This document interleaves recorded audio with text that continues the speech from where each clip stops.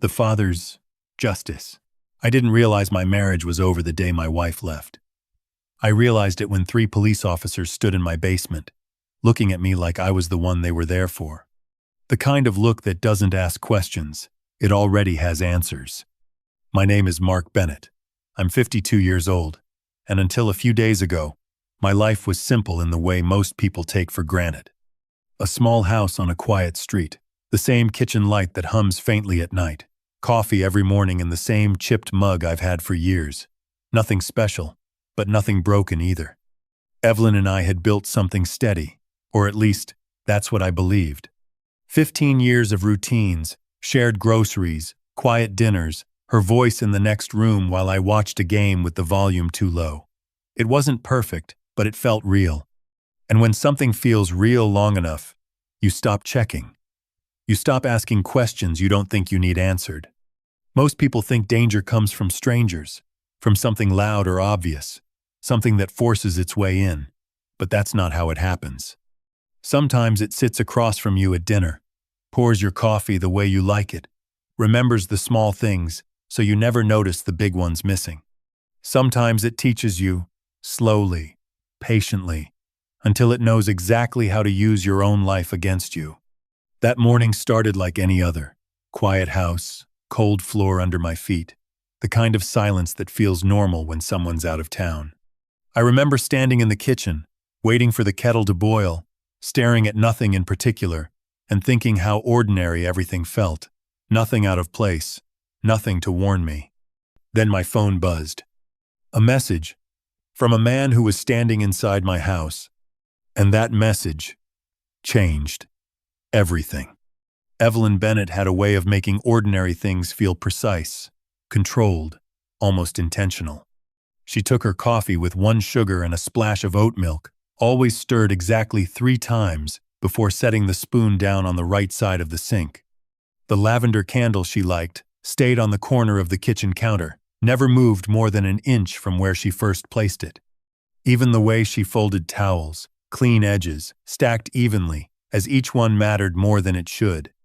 These were the kinds of details you notice when you live beside someone for 15 years, not because you're looking for them, but because they quietly repeat themselves until they become part of your environment. We had been married long enough that silence didn't feel empty. It felt familiar. Saturday mornings meant grocery lists written in her handwriting. Neat, slightly slanted, always starting with eggs and ending with something we didn't need, but she wanted anyway. Evenings were quieter. The soft glow of the living room lamp, the sound of her flipping pages while I watched whatever game was on, neither of us needing to say much. It wasn't dramatic, it wasn't loud, but it felt stable, like something that didn't need fixing. I trusted her in the way you trust something you stop thinking about, completely, without effort. She handled the bills because she said she was better with numbers, kept track of things I didn't question, made decisions that felt small at the time. And over the years, I let that happen. Not because I was careless, but because nothing ever gave me a reason to look closer. Looking back now, I can see how easy it was, how naturally everything fit into place without me noticing the spaces in between. The routines, the habits, the small details that felt like proof of something real. They were there every day, right in front of me. I thought I understood her. Every habit, every pattern, every quiet moment we shared. I was wrong, and I didn't know it yet. Evelyn had been out of town for a few days, visiting a friend, she said, the kind of trip we didn't think twice about anymore. The house felt different without her, but not in a dramatic way, just quieter, less structured. I left dishes in the sink a little longer than usual, ate dinner standing by the counter, and let the TV run in the background without really watching it. It was the kind of temporary freedom that feels harmless, because you expect everything to return to normal. That morning started cold, the kind of cold that settles into the floorboards and lingers even after the heat kicks in. I was in the kitchen when I heard it, a low, uneven sound coming from the vents. Not loud, not sharp, just wrong. It didn't follow the usual rhythm of the furnace cycling on and off. It sounded mechanical, but strained, like something catching where it shouldn't. I stood there for a moment, listening, waiting for it to stop on its own. It didn't. The sound came back again, slightly longer this time. A dull, grinding pulse that didn't belong in a system I'd lived with for years. I grabbed my phone and searched for a repair service, picked the first number that looked local and available. The man who answered introduced himself as Hank Porter. Steady voice, no rush in his tone. He said he could be there within the hour. Hank arrived on time, mid-40s maybe, work jacket zipped halfway, carrying a toolbox that looked like it had seen years of use. He nodded once when I opened the door, stepped inside without much small talk, and asked where the unit was. I pointed toward the basement. He told me to give him 20 minutes, maybe 30, depending on what he found. I stayed upstairs, leaning against the kitchen counter, watching the clock more out of habit than concern. The house felt still again, except for the faint sounds below, metal shifting, footsteps on concrete, the occasional pause like he was listening to something I couldn't hear. I poured myself coffee, took a sip, set the mug down, then my phone buzzed. A message from Hank. "Sir, there's breathing behind a locked door." I stared at the screen for a second, reading it again to make sure I hadn't misunderstood. Breathing behind a locked door. I typed back quickly, telling him there was no door down there. Nothing like that existed in my basement. The typing bubble appeared, then disappeared, then came back again. When his next message came through, it was shorter. "There are 4 locks, on the outside." I took the stairs down faster than I meant to, one hand sliding along the railing, the air colder with each step.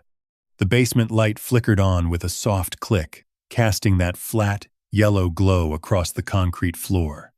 Hank was standing near the far wall, his toolbox open beside him, but he wasn't looking at the furnace anymore. He was facing the storage shelves, the old metal ones Evelyn insisted we keep, pulled just a few inches away from the wall. I had walked past those shelves for years. Boxes stacked, paint cans, things we never threw out. They had always sat flush against the wall, solid, unmoving. But now there was a narrow gap behind them, just wide enough to reveal something that didn't belong there. A door. Plain, painted the same dull gray as the wall. No handle on the outside.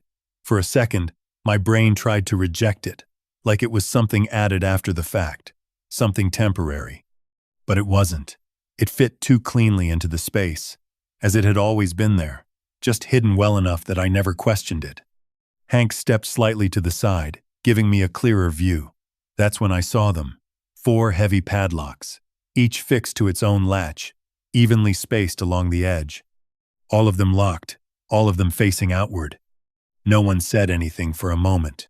The room felt smaller than it should have, like the walls had shifted without moving.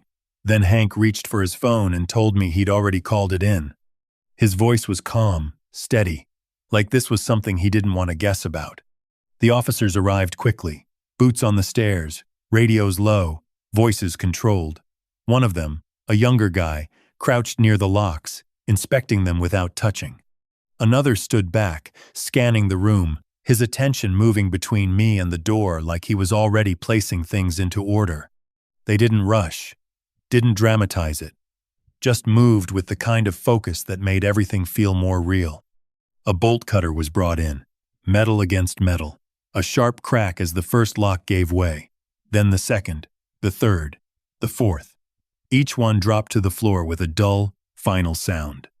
When the last latch swung loose, the door shifted slightly inward, like it had been holding its breath. One of the officers pushed it open. The room inside was smaller than I expected. Bare concrete, no windows, no furniture. A single bulb hung from the ceiling, unlit. The air inside didn't feel used. It felt still, like nothing had been there for a while. But there were 2 things on the floor. A small Bluetooth speaker and a cheap phone, screen cracked, lying next to a cardboard box. The officer nearest to it bent down slowly, not touching anything at first. He tilted his head slightly, listening, then reached forward and turned the phone over with a gloved hand. The speaker let out a faint sound, low, rhythmic, familiar. Breathing. Not close, not alive, just looping, mechanical, repeating at the same interval every few seconds. The officer tapped the device once, and the sound stopped. He looked back at me, then at the others. "It's a recording," he said quietly. The room stayed silent after that. But something about it didn't feel finished. They didn't accuse me that night. Not directly. The questions were measured, almost routine. Where had I been that morning? Who had access to the house? Had I ever noticed anything unusual in the basement? I answered everything the way you do when you have nothing to hide. Calmly, clearly, expecting the situation to correct itself once the facts settled into place. But something had already shifted, not in what they were saying, but in how they were looking at me. The next afternoon, Detective Daniel Mercer showed up.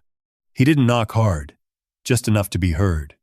When I opened the door, he stood there with a folder tucked under his arm, coat buttoned against the cold, eyes steady in a way that suggested he had already been thinking about me before he arrived. He introduced himself without urgency, stepped inside when I moved aside, and took a seat at the kitchen table. Like this was a conversation he intended to finish. He didn't start with the basement. He started with a location, a storage facility across town, asked if I'd ever been there, if the name meant anything to me. It didn't. I told him that. He nodded once, as if he expected the answer, then opened the folder and turned it toward me. The document was simple, a rental agreement, printed cleanly, nothing unusual at first glance. Then I saw it, the name. Mark Bennett. My name, typed clearly across the line where the renter's signature should be. Beneath it, a signature that looked close enough to mine to make my chest tighten. Not perfect, but practiced. The kind of imitation that didn't need to fool me.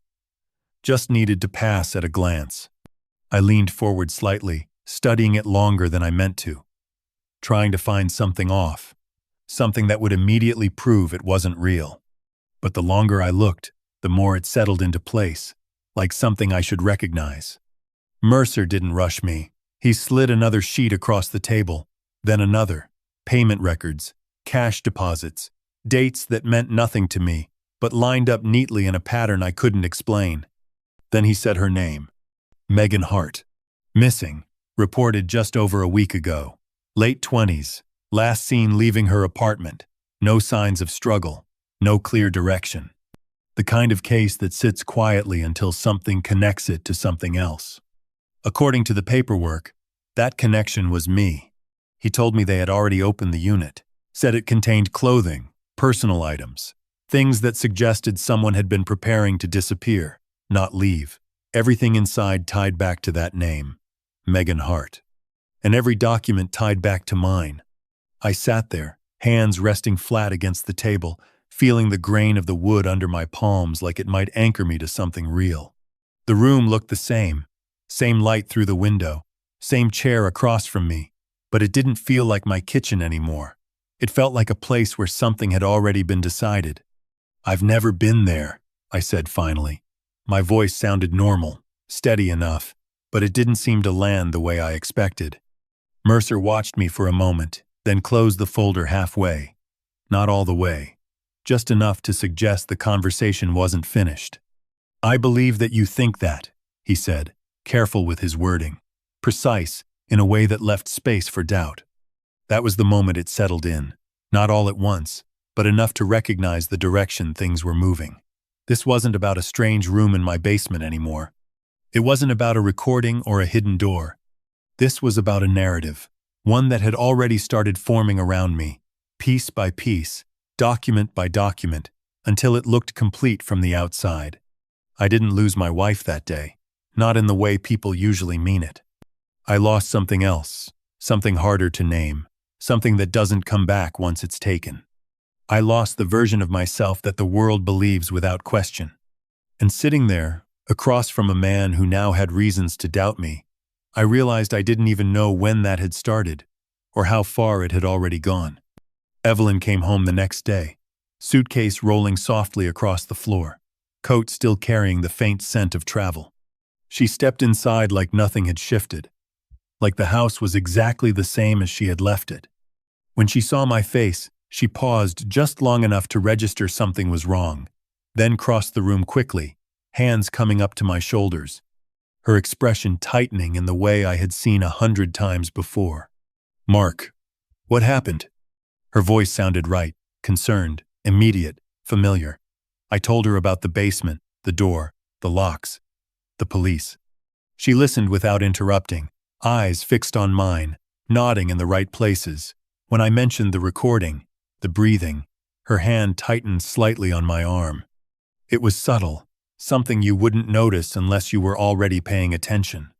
She followed me downstairs when I showed her, stepping carefully over the concrete, her gaze moving slowly across the space like she was seeing it for the first time. She stopped in front of the door, now open, empty, and let out a quiet breath that felt measured, not surprised. That's not possible, she said, shaking her head slightly. It should have sounded natural, but something about it didn't land the way it used to.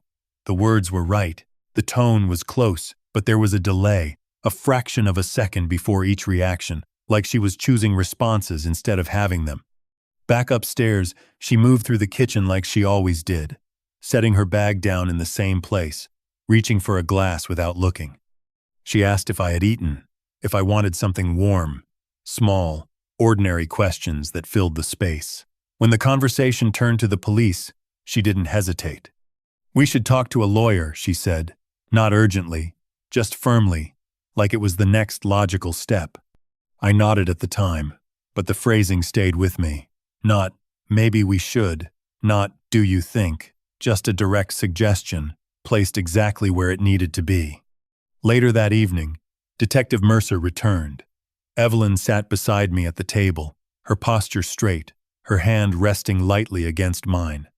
When he mentioned the storage unit, when he said the name Megan Hart, I turned slightly, not enough to draw attention, just enough to see her face. It lasted less than a second, a small stillness, a pause where nothing moved. Then it was gone, replaced by the same concern she had shown all day. That doesn't make sense, she said, her voice steady. Mark has never been to any storage facility like that. Mercer asked how she could be so sure. She didn't look at him right away, kept her eyes on me, just for a moment longer than necessary, then answered, "Because I know my husband." It sounded convincing, almost reassuring, but it wasn't what she said that stayed with me. It was what she didn't say. She didn't defend my character, didn't call it impossible, just leaned on certainty, like it was something she could offer without explaining. That night, after she went to bed, I stayed downstairs longer than usual. The house had settled into silence, the kind that makes small sounds feel louder than they are. I walked into the bedroom eventually, careful not to wake her, and stood for a moment beside her nightstand. Her books were stacked the way she always kept them, spines aligned, corners even. I reached for one without thinking, a worn paperback she'd read more than once.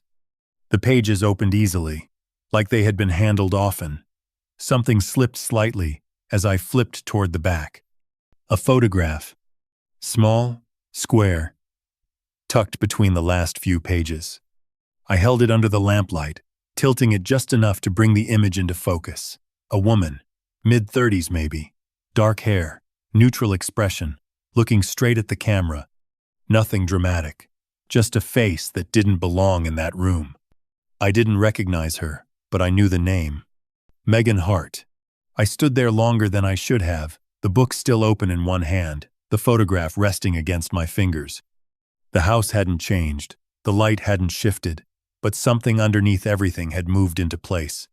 She hadn't reacted to the name by accident. She hadn't paused without reason. Evelyn didn't just know about the situation. She knew her. And that realization didn't answer anything. It only raised a question I wasn't ready to ask yet. I didn't confront her. Not that night, not the next. Instead, I made a call I hadn't made in years, to Stephen Walsh. We'd known each other long enough that I didn't need to explain everything perfectly, just enough for him to understand that something wasn't right. He worked in insurance fraud, spent his days looking at patterns most people miss. When I told him what I had found, the storage unit, the paperwork, the name, Megan Hart, he didn't react the way I expected. He just went quiet for a moment, then asked a simple question. "How many accounts do you and Evelyn share?" The answer came easily. Checking, savings, and one credit line we used for the house. Nothing unusual, nothing complicated. He asked who managed them. I opened my mouth, then stopped. The answer felt obvious once I said it out loud. She does. Stephen didn't comment on that, just told me to pull every statement I could find. Go back as far as you can, he said. Not months, years. That part didn't make sense at first, but I did it anyway. I sat at the dining table that night, papers spread out under the overhead light, the room quiet except for the soft sound of pages turning. The numbers didn't jump out at me right away. Everything looked normal, balances where they should be, bills paid on time, nothing that would trigger a second look. Then Stephen pointed at a line I had skipped. A small transfer, just under $100, routed to an account I didn't recognize. It wasn't labeled clearly, just a name that sounded like a service or subscription. I told him it was probably nothing, something she signed up for and forgot to mention. He didn't argue, just asked me to keep going. Another transfer, 3 months later, slightly different amount, same destination, then another, spaced out just enough that they didn't form a pattern unless you were looking for one. I started marking them, circling each entry with a pen, moving back through the pages one by one. The more I found, the quieter the room felt, like the air itself had thickened around the table. It wasn't one account, it was several, small amounts, always below any threshold that would raise concern. Spread across different dates, different descriptions, but all leading away from us, away from anything I could trace back easily. Everything, 7 years of statements sat in front of me, and by the time I finished, the numbers had added up to something I couldn't ignore. It wasn't sudden, it wasn't reckless. It was careful, deliberate. I leaned back in my chair, the paper still in my hands, trying to understand what I was looking at. This wasn't someone reacting to a problem. It wasn't a mistake or a hidden expense. This was movement, consistent, patient movement, like something being built one piece at a time. Stephen reached across the table and slid one of the earlier statements closer to me. "Look at the date," he said quietly. I did. It wasn't recent, not even close. It sat near the beginning of the stack, a time I hadn't thought about in years. I checked it again, then again, making sure I hadn't misread it. 14 months after our wedding. That was the first one. I stayed there for a while, staring at that line, the ink slightly faded compared to the newer pages. Around it, everything looked normal, expected, the kind of routine spending that fills out a life. But that one entry didn't belong, and now that I saw it, I couldn't unsee it. The plan hadn't started when things got difficult. It hadn't started after a fight, or a shift, or anything I could point to. It started when everything still felt new, when we were still unpacking boxes and deciding where things belonged. And if it started that early, then I had to ask myself something I wasn't ready to answer yet. How long had she been planning the rest of it? Once I stopped looking at each piece as separate, the shape of it began to form. Not all at once, but enough to see the edges of something larger than I had imagined. Stephen didn't explain it like a theory. He just asked questions, one at a time, letting the answers line up on their own. "Where's your phone at night?" "On the nightstand," I said, automatic, like I'd answered that question before. "And Evelyn?" "In the same room, same place." He nodded slightly, not reacting, just moving to the next step.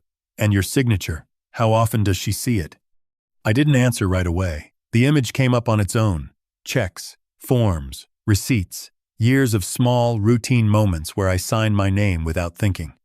She had seen it enough times, more than enough. I went back through the documents Mercer had shown me, the rental agreement, the signature line. I had tried to find something off before, something clearly wrong. Now I looked at it differently, not as a stranger's attempt, but as something built slowly, practiced until it didn't need to be perfect. It didn't have to fool me. It just had to pass. The phone, the signature, the money, they weren't separate problems, they were tools. And once I saw them that way, everything else started to make sense. The call to the repair service. I pulled up my call log again, stared at the timestamp.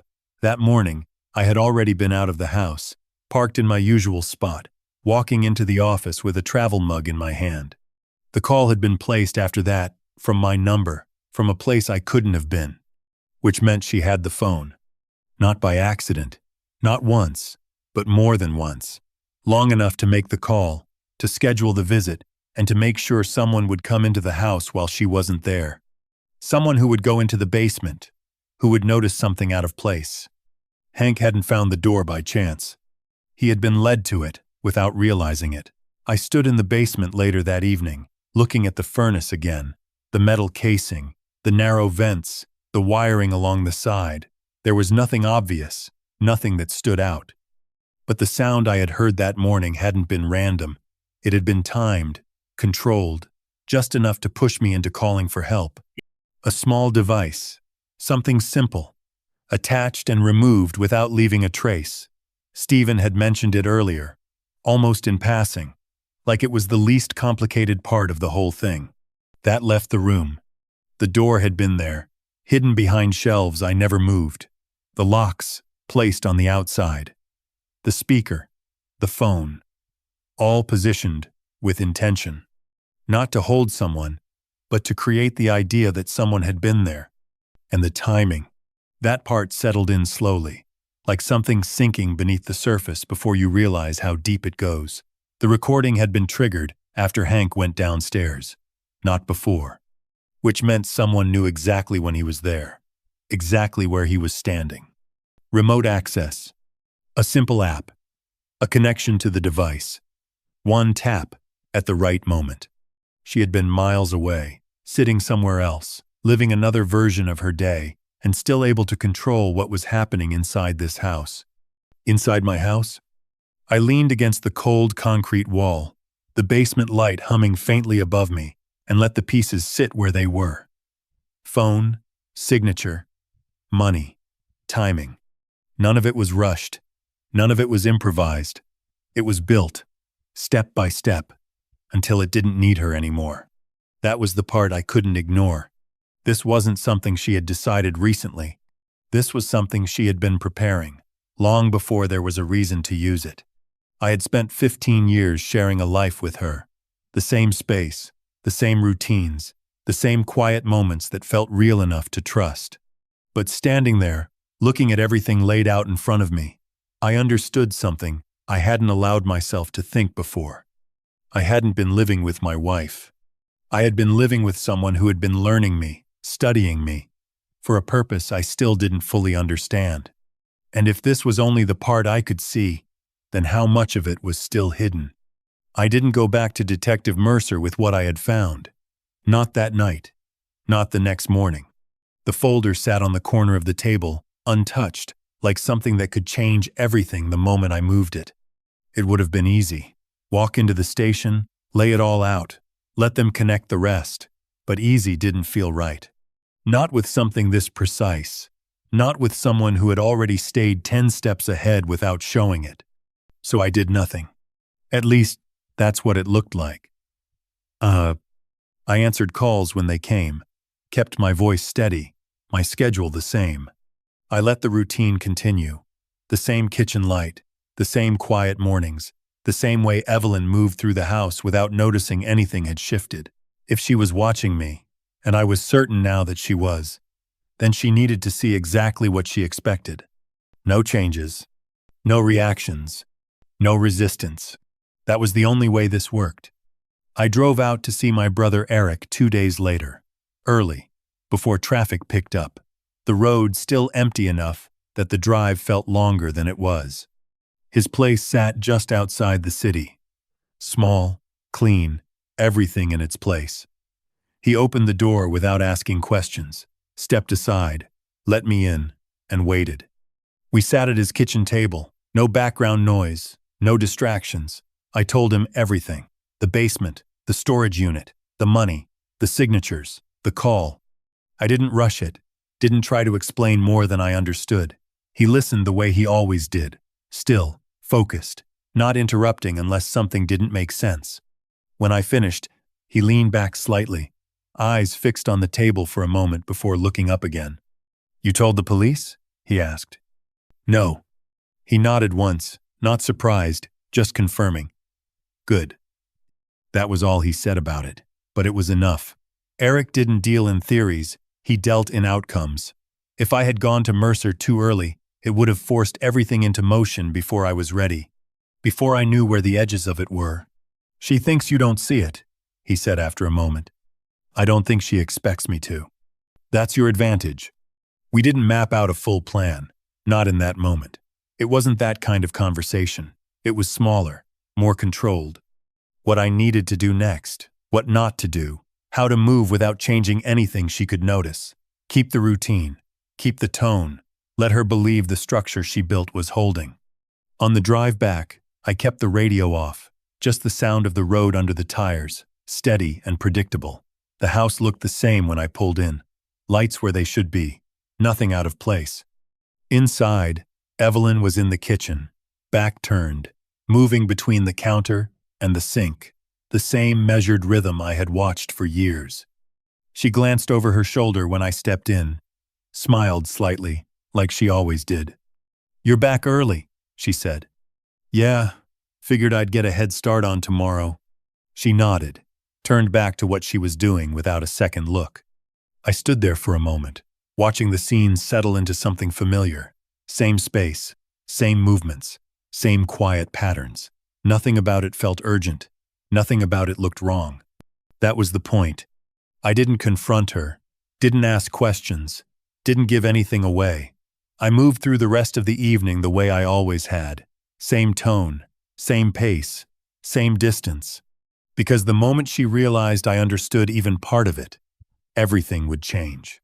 And I wasn't ready for that yet. I didn't react. I waited. And the longer I stayed still, the more I started to wonder what she would do next if she believed she had already won. I chose a place she trusted, the sunroom at the back of the house. It was where Evelyn took her longer calls, door half closed, voice lowered just enough to keep things private without making it obvious. The windows faced the yard, soft light during the day, shadows settling in early by evening. There was a small decorative plant on the sill, one we had never moved, not once in all the years it had been there. That was where I placed it. The device was smaller than I expected, light, almost forgettable in the hand. I waited until she left for the store, watched her car disappear at the end of the street before I stepped into the room. The floor creaked once under my weight, then settled. I moved slowly, not because I was afraid, but because I didn't want to change anything she might notice later. The plant lifted easily, just enough space behind it to slide the device into place. From the doorway, nothing looked different. I stepped back, checked the angle once more, then left the room the way I found it. That evening, I drove out again, parked a few blocks away, engine off, phone resting in my hand. The connection came through clean, a faint hum at first, then the quiet sounds of the house filtering in, distant movement, a chair shifting, the soft clink of glass against the counter. It didn't feel like surveillance. It felt like listening to something that had always been there, just out of reach. For a while, there was nothing. Then her voice. Evelyn spoke the way she always did on those calls.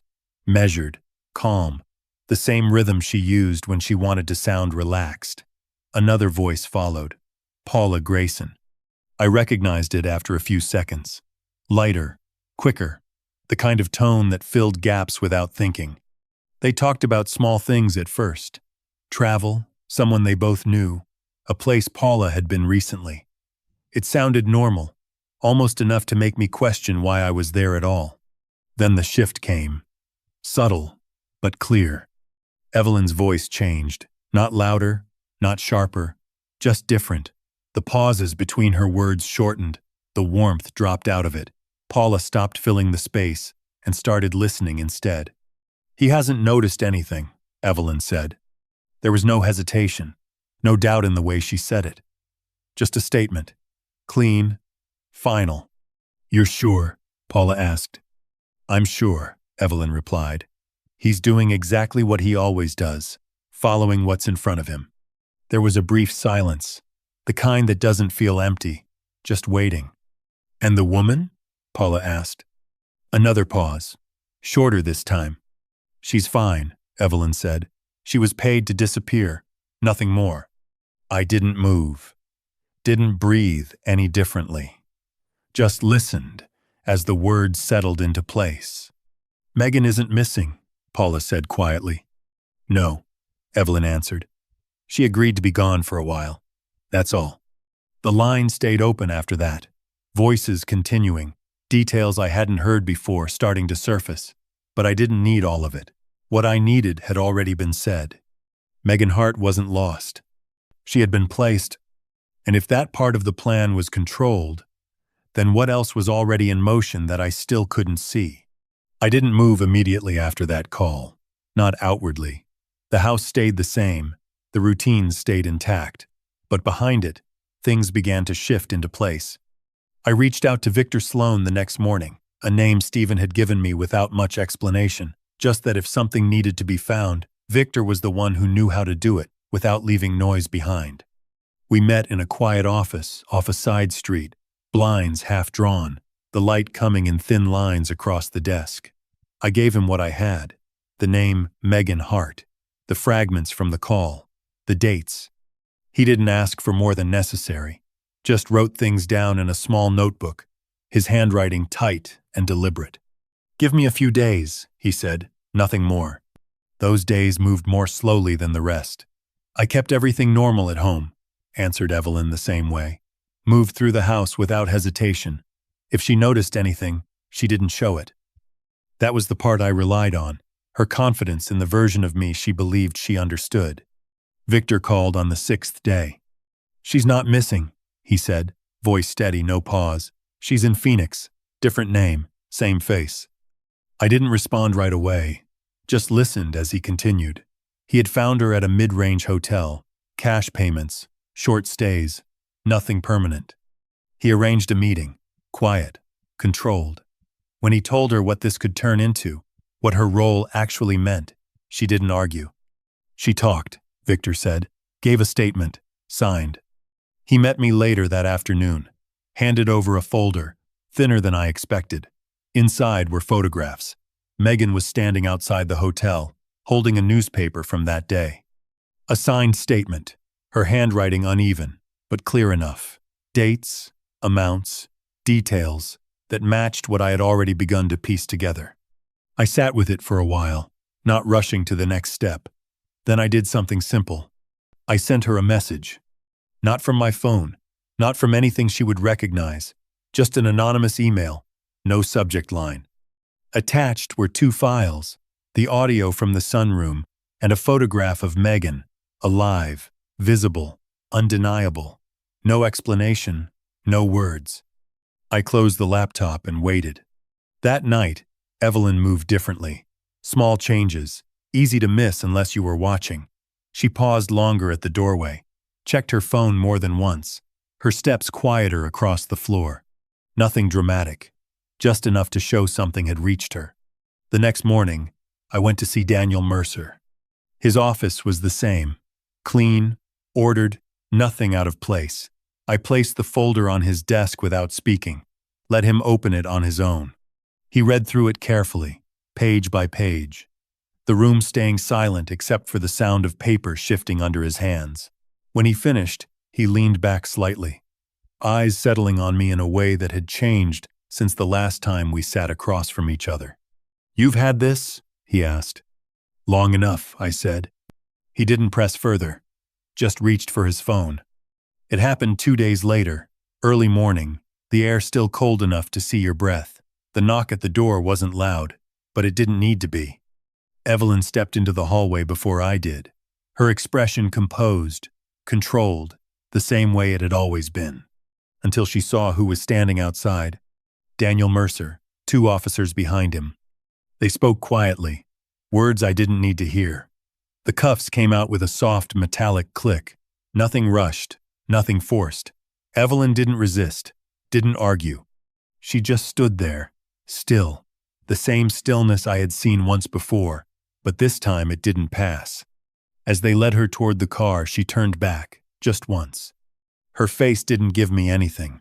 Not anger, not fear, just a look that didn't match any version of her I had known.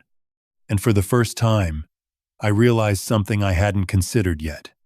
If she hadn't expected this ending, then what part of her plan was still unfinished? I stood in the doorway as they placed the cuffs on Evelyn, the metal catching a thin line of morning light, her hands still, wrists held just slightly forward, like she already understood how this part worked. The air was cold enough to fog with each breath, the kind of quiet that settles after something final has already happened. Neighbors' windows stayed closed, no one stepping outside, just the low sound of a car door opening and closing somewhere down the street. She didn't look back again this time. I watched as they guided her toward the patrol car. Her steps, even, controlled. The same rhythm she carried through everything else. For a moment, nothing about her looked different. Not from the person I had lived with. Not from the person I had trusted without question. And that was the part that stayed with me. Family isn't supposed to be something you question every day. It's supposed to be where you don't have to. But standing there, I understood something I hadn't before. Trust isn't something you give once and forget. It's something that needs boundaries, even when it feels unnecessary. Because the person who understands your habits, your patterns, your quiet routines, isn't always protecting them. Sometimes they're learning how to use them. I stayed there a while after the car pulled away. The driveway empty again, the house behind me unchanged on the outside. Everything looked the same, but nothing felt the same. If you've ever trusted someone without asking questions, if you've ever believed you knew a person completely, leave a single dot in the comments. And tell me this: what would you have done if you were standing where I was?